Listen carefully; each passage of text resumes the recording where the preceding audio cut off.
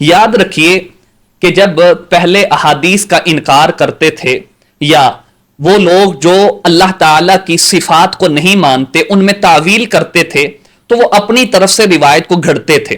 اب جب روایت گھڑتے تھے اپنی طرف سے روایت بناتے تھے تو محدثین اپنے قاعدوں کے ذریعے سے جو کہ شرع سے ماخوذ ہیں، قرآن و حدیث سے ماخوذ ہیں، پہچان لیتے تھے.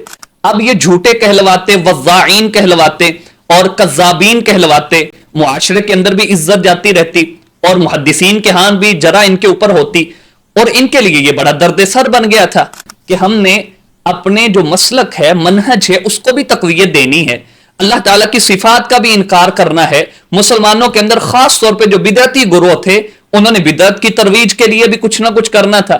اب اگر جھوٹ بولتے تو پکڑے جاتے، وضاعین کہلواتے. اب جب منطق اور فلسفہ سے یہ کتابیں آئیں ترجمہ ہو کر کے اور ان کے اندر اس بات خبر اور تثبیت خبر کا یہ قاعدہ بیان کیا گیا کہ آپ جماعت کو دیکھیں تو ان کے ہاں تو یہ مال غنیمت مل گیا، اور پھر ان کو ایک ایسی چیز مل گئی کہ نہ وضاعین کہلواتے، یہ صرف یہ بات کہہ دیتے کہ یہ تو خبر واحد ہے، اس وجہ سے یہ عقائد میں قابل حجت نہیں ہے، یہ حلت و حرمت میں قابل حجت نہیں ہے، یہ احکام کے اندر نہیں ہے، یہ حدود کے اندر قابل حجت نہیں ہے.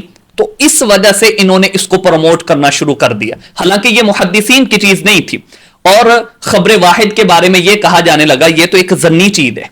اب جب یہ خبر واحد اور خبر متواتر کی انہوں نے شرط لگا دی، اب ضروری تھا کہ خبر متواتر کی یہ کوئی تعریف کرتے. جس طرح محدثین کے ہاں جو قاعدہ ہے کہ ہم قبول کریں گے اس روایت کو جس کے راوی عادل ہوں، تام و ضبط ہوں، اور وہ سند اس کی متصل ہو، اس میں کوئی علت خفیہ نہ پائی جاتی ہو، اور پھر وہ روایت اپنے سے زیادہ ثقات یا اوثق کے مخالف نہ ہو. اب محدثین کا یہ قاعدہ سا جو کہ 5 شرطیں ہیں، پانچوں کی پانچوں شرع سے ماخوذ ہے. اب انہوں نے کیا کیا، اس کی تعریف بنانا شروع کی. پہلے سب سے یہ کہہ دیا ما لا یحصى عدده ويستحيل عقلا تواطؤهم على الكذب.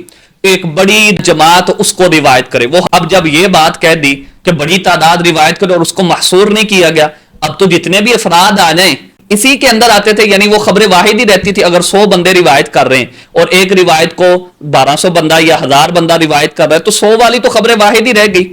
اسی طرح 700-800 والی بھی خبر واحد رہ گئی. تو پھر انہوں نے کوشش کی کہ اس کو محصور کیا جائے، اس کو محدود کیا جائے. امام شوکانی رحمہ اللہ نے ارشاد الفحول میں بڑی زبردست اس کے اوپر بحث کی ہے.